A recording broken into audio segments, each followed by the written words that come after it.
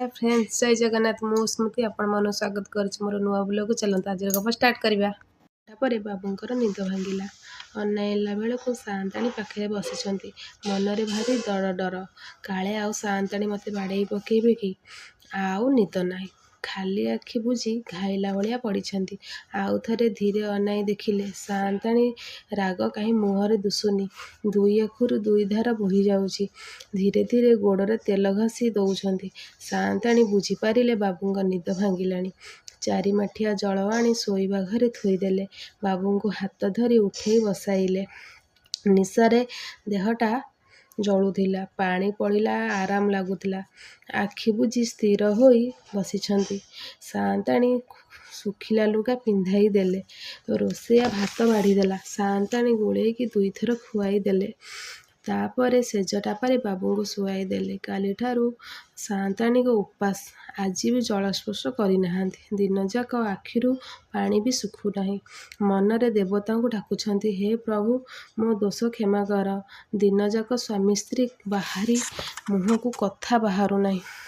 घरे चाकर चाकराणी मध्य समस्ते नीरव। स्वामी स्त्री केही काहारी मुह को लाजर अनेई पारु नाहांती। बाबूंक मन मध्यरे प्रतिज्ञा कले, आजिठू सबू निशा बंद। 2 मास गला, 4 मास गला, 6 मास भी गलानी। साही पड़िशा माने बंधु बांधव देखिले बाबूंक घरे सकाळे 2 जंग मध्यरे खुशीरे कथबार्ता होउछंती। आउ बही भी पढ़ुछंती। बही गुड़क ना होची उत्कल साहित्य, मुकुर, दीपिका खबर कागज इत्यादि पढ़ुछंती। बाबू भी घर बाहरती नहीं। जो जगार नाट तामसार निमंत्रण आसिले सान्ताणी कहिले भी ठेली पेली देले भी बाहर को जाती नहीं। दिने दिने संज बेले 2 जण रिक्सारे बसी सहर सबू आड़े बुली आसती। सहर लोके बड़ बाबू माने देखी शुणी आश्चर्य हुअंती। अरे कथा कौन, बाबूंको बापा जमींदार श्यामघन पट्टनायक मास्टर रखी बाबूंको पढ़ाइले। स्कूल भी पढ़ुछंती। जेते पढ़िले भी कौन हैला, बदमासिया संगट सह पड़ी भारी निशाखिया शिखिले। केवल दिन राति बदमासिया सांगक सह पड़ी चरित्र एका बेलके खराब।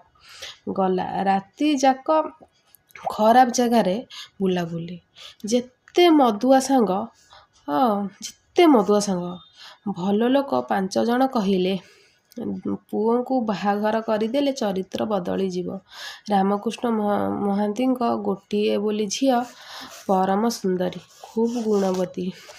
जमींदार बाबू ताकू बोहू करी आनिले, तथापि बाबू सुधरिले नाही। सांगवानी आज गप एतिक रहिला। जय जगन्नाथ।